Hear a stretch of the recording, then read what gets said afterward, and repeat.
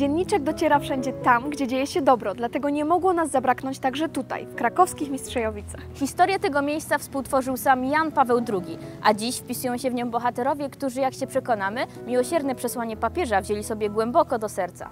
Poświęcając swój wolny czas, uczą się tutaj walki o najważniejsze wartości – zdrowie i życie drugiego człowieka. A obrona wiary i pomoc potrzebującym to motto, pod którym działają.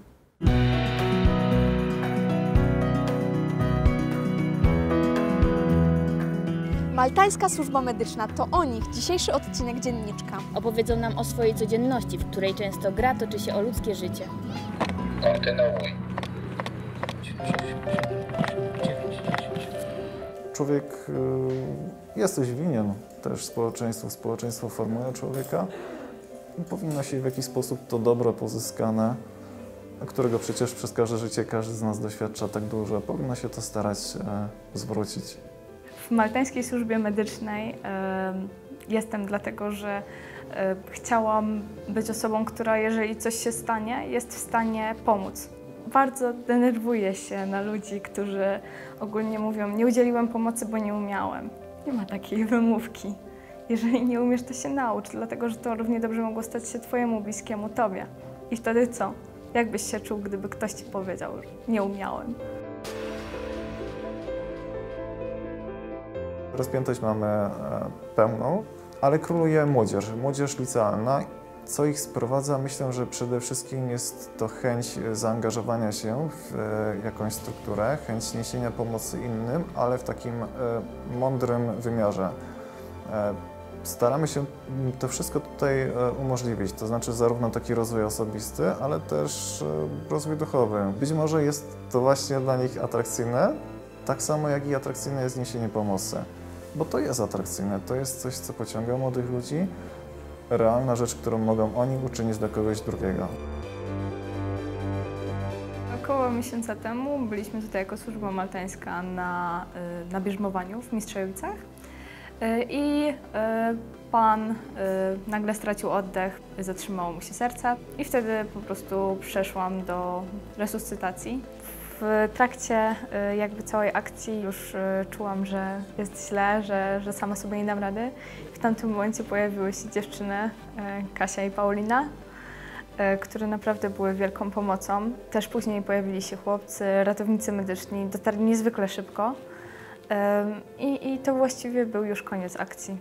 Pan ogólnie w bardzo dobrym stanie, trafił bardzo szybko do szpitala i wyszedł z tego też dość szybko, z tego co ja wiem.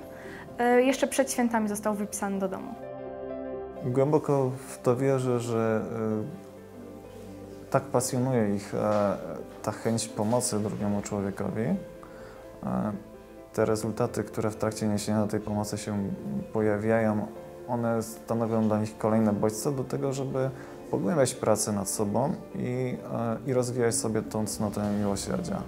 Na pewno jest to duże wyzwanie, ale myślę, że przez taką realną pracę, jaką oni wykonują, przez stałe podnoszenie swoich kwalifikacji, przez czas poświęcony i przez nieustanne bycie w kontakcie z drugim człowiekiem, który często jest człowiekiem wymagającym, jest cierpiący, czasami jest, jak to bywa, może nieuprzejmy, może nawet niewdzięczny za okazaną pomoc, ale to wszystko powoduje, że te cnoty można w sobie tym bardziej rzeźbić, kształtować i starać się je dzień po dniu wprowadzać na wyższy poziom.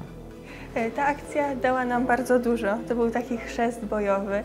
To było nasze pierwsze zabezpieczenie, a mimo to poradziliśmy sobie. To jest też takie wielkie zaskoczenie, że nie spanikowaliśmy, że umieliśmy ze sobą współpracować. A mnie samej dało to też takie poczucie, że to naprawdę wszystko ma sens, że warto pomagać innym.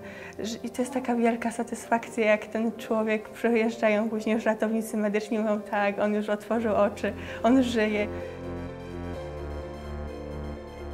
Miłosierdzie jest taką próbą potraktowania swojego bliźniego według tych najwyższych ideałów, czyli według tych ideałów, o których uczył nas Jezus Chrystus.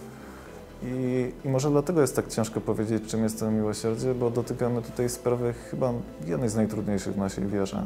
Na pewno najpiękniejszej, jednej z najpiękniejszych, o wielkiej wartości, ale niesłychanie trudnej. Miłosierdzie jest dla mnie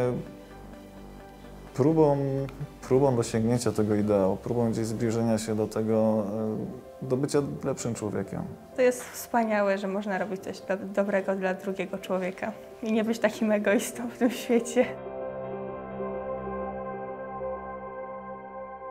Poznaliśmy już różne oblicza miłosierdzia, ale to jeszcze nie koniec, bo ilu miłosiernych, tyle niezwykłych historii. A kolejna wybrzmi prosto z najpiękniejszych polskich gór.